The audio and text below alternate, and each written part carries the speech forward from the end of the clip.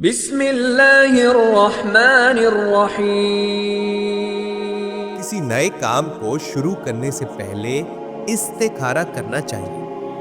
دوستو، استخارہ اس عمل کو کہتے ہیں جس کے کرنے سے غیبی طور پر یہ معلوم ہو جاتا ہے کہ فلاں کام کرنے میں فائدہ ہے یا نقصان، اور اگر وہ کام آپ کے لیے اچھا ہے تو استخارہ کی برکت سے غیب سے اسباب پیدا ہو جاتے ہیں، اور اگر وہ کام آپ کے لیے بہتر نہیں ہے تو قدرتی طور پر انسان اس کام سے باز رہتا ہے۔ استخارہ اور شگن میں بہت فرق ہے۔ شگن جادوگروں، ستاروں سے، تیروں سے، پرندوں سے، سفلی علم جاننے والوں سے، نجومیوں، کاہنوں، جوتشیوں وغیرہ اور اس طرح کی دوسری چیزوں کے ذریعے لیتے ہیں۔ جادوگروں، نجومیوں، جوتشیوں اور سفلی علم جاننے والوں کے پاس آگے پیش آنے والے حالات جاننے کے لیے جانا اور ان کی باتوں پر یقین کرنا کفر ہے۔ حدیث میں آتا ہے، حضور اکرم ارشاد فرماتے ہیں، جو کسی کاہن کے پاس جائے اور اس کی بات سچی سمجھے تو وہ کافر ہوا اس چیز سے جو محمد ہوئی۔ حدیث میں آتا ہے اور فرماتے ہیں، نبی الکریم جو کسی کاہن کے پاس جائے اور اس سے کوئی غیب کی بات پوچھے تو اس کی 40 دن توبہ قبول نہ ہو، اور اگر کاہن کی بات پر یقین رکھے تو کافر ہو گیا۔ جو کہے میں چھپی ہوئی چیزوں کو جان لیتا ہوں یا جن کے بتانے سے بتا دیتا ہوں تو وہ کافر ہے۔ اسی طرح شگن لینا شریعت اسلامی میں شرک بتایا گیا ہے۔ شرک وہ گناہ ہے جسے اللہ تعالیٰ کبھی معاف نہیں فرمائے گا۔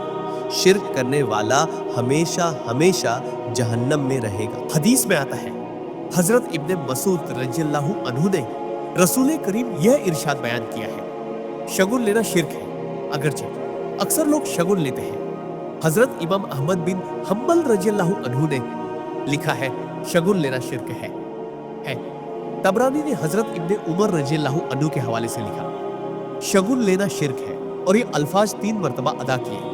پھر کہا، سفر کو جانے والا کسی شگن کی وجہ سے لوٹ آئے تو اس نے رسول اللہ پر نازل شدہ احکام الہی یعنی قرآن کریم کا انکار کیا۔ روایت ہے، جو شخص کسی شگن کی وجہ سے اپنا کام نہ کر سکا تو یقیناً اس نے شرک کیا۔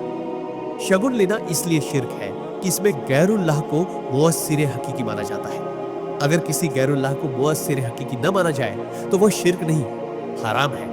یاد رہے، شگن اور فعل میں بہت فرق ہے، جیسا کہ حضرت سیدنا امام طیبی رضی اللہ عنہ نے لکھا ہے، فعل اور شگن میں فرق ہے۔ حضرت انس رضی اللہ عنہ نے حضور اکرم کا یہ ارشاد بیان کیا ہے، چھوت اور شگن کوئی چیز نہیں، البتہ پھال پسندیدہ ہے۔ صحابہ کرام نے دریافت کیا، یا رسول اللہ، پھال کسے کہتے ہیں؟ ارشاد فرمایا، وہ اچھی بات ہے۔ استخارہ میں کسی نئے کام کی شروع کرنے سے پہلے اللہ تعالیٰ سے دعا کرنا اور اس کی رضا معلوم کرنا مقصد ہوتا ہے۔ یہ حضور سید عالم کی سنت اور صحابہ کرام و بزرگان دین کا حدیث میں آتا ہے۔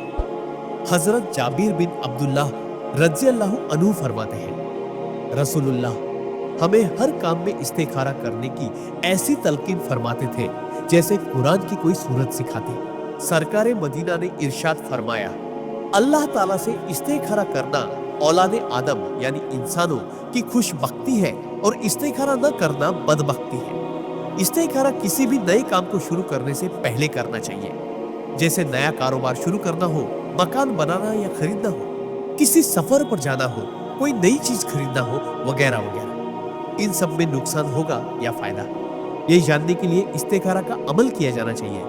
اب چونکہ شادی ایک ایسا کام ہے جس پر ساری زندگی کی سکون، آرام و مسرت کا دارومدار ہے، بیوی اگر نیک، پرہیزگار، محبت کرنے والی، خوش مزاج ہوگی تو زندگی خوشیوں سے بھری ہوگی اور آنے والی نسل بھی ایک بہتر نسل ثابت ہوگی۔ لیکن اگر بیوی بد مزاج، بدکار، بے وفا ہوئی تو ساری زندگی جھگڑوں سے بھری اور سکون سے خالی ہوگی، یہاں تک کہ پھر طلاق تک نوبت پہنچ جائے گی۔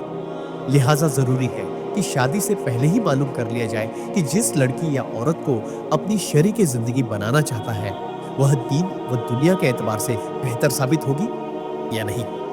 حدیث میں آتا ہے، حضرت عبداللہ ابن عمر हजरत सहल बिन सद रज़ियल्लाहु अन्हुम से रिवायत है कि हुजूर अकरम ने इरशाद नहूसत किसी चीज में है तो वह घर, औरत और घोड़ा है। यानी अगर दुनिया में कोई चीज मनहूस होती तो यह हो सकती। यह हदीस से पाक हदीस की और दीगर किताबों में जैसे मुस्लिम शरीफ, तबरानी, इमाम अहमद, बज्जाज, हाकिम वगैरह में भी नकल है।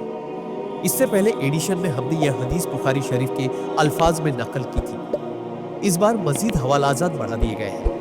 आप ऊपर पढ़ चुके कि यह एक हदीस है जिसको सहाबी रसूल हजरत इब्ने उमर व हजरत सहल बिन सद रज़ियल्लाहु अन्हुम ने हुजूर से रिवायत किया और इसे अइम्मा सहाह सित्ता के अलावा कई मुहद्दिसीन ने नकल किया है।